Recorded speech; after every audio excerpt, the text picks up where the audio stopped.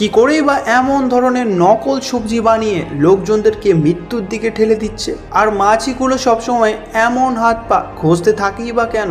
আর একটি কুকুর হুন্ডাই কোম্পানির সেলসম্যান কি করে? বন্ধুরা, আজকের এই ভিডিওটি অনেকটাই ইম্পর্টেন্ট হতে চলেছে, তাই পুরো ভিডিওটি শেষ পর্যন্ত দেখতে থাকুন। আর যারা চ্যানেলে প্রথম এসেছেন তারা ভিডিওটিতে লাইক করে নেবেন। বন্ধুরা, বেশিরভাগ মানুষের কাছে টাকা পয়সা থাকা সত্ত্বেও টাকাগুলোকে উল্টো পাল্টা খরচ করে থাকে, কিন্তু কিছু মানুষ রয়েছে যে তারা এতটাই গরিব যেখানে তাদের মাটির তৈরি বিস্কিট বানিয়ে খেতে হচ্ছে। আর এটি ক্যারিবিয়ান আইসল্যান্ডে হাইতি নামে একটি গ্রামে অনেক বছর ধরে হয়ে আসছে। এখানে খাবারের এমনই অবস্থা যে ছোট থেকে বড় সবাই কাদার মাটির সাথে লবণ মিশিয়ে এক ধরনের বিস্কিট বানিয়ে খেয়ে যাচ্ছে। বন্ধুরা, বিস্কিটগুলোর মধ্যে কোনো উপকারিতা না থাকা সত্ত্বেও এরা খিদের জ্বালায় এগুলোকে খেয়ে থাকে। আর এমন ধরনের বিস্কুট কিছু কিছু গ্রামে এখনো বিক্রি করা হয়।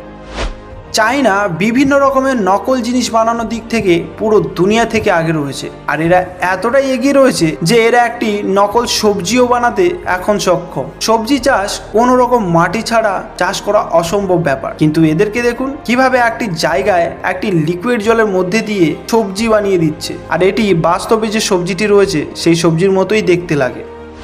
প্লাস্টিকের বোতল থেকে এখন আপনারা 5 টাকা করে ইনকাম করতে পারবেন। অযোধ্যাতে একটি নতুন সিস্টেম চালু করা হয়েছে। প্রত্যেকটি বোতলের ওপর একটি কিউআর কোড আর কিছু মেসেজ দেওয়া হয়েছে। যদি আপনারা বোতলটি রিফান্ড করেন তাহলে আপনারা সেখানে 5 টাকা করে পেয়ে যাবেন। কেননা প্লাস্টিক এখন সবাই ইউজ করে ফেলে দিচ্ছে, আর এই কারণে জলে বা অন্যান্য জায়গায় সব প্লাস্টিক গিয়ে আটকে যাচ্ছে। তাই এই সিস্টেমটা চালু করা হয়েছে, যার ফলে এই প্লাস্টিকগুলো যেখানে সেখানে যেন না ফেলে দেয়, আর এগুলো রিসাইকেল করে আবার ইউজ করা যায়।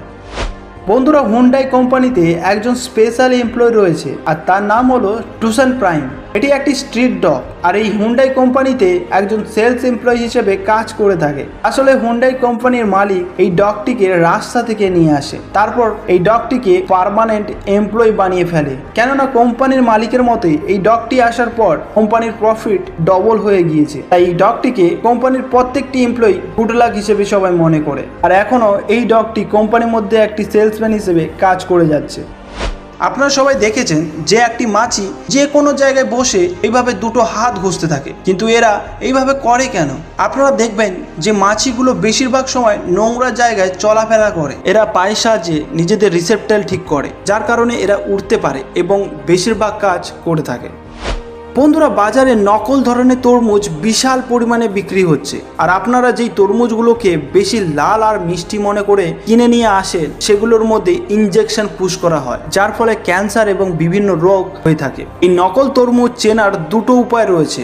আপনারা যদি তরমুজ কিনতে যান তাহলে তরমুজের নিচে এই হলুদ রংটি দেখে কিনবেন, কেননা তরমুজগুলো অনেকদিন ধরে জমিতে পড়ে থাকলে এমন হলুদ রংটি চলে আসে। অথবা আপনারা যদি তরমুজটি কিনে নিয়ে আসেন তাহলে একটি ছোট্ট টুকরো কেটে জলে দিয়ে দেবেন। যদি নকল হয় তাহলে তরমুজটি থেকে এমন লাল রং বেরিয়ে আসবে। তো বন্ধুরা, আজকের এই ভিডিওটি এতটাই, আর ভিডিওটি ভালো লাগলে লাইক শেয়ার সাবস্ক্রাইব করে পাশে থাকবেন। তো চলুন নেক্সট ভিডিওতে আবার দেখা হচ্ছে।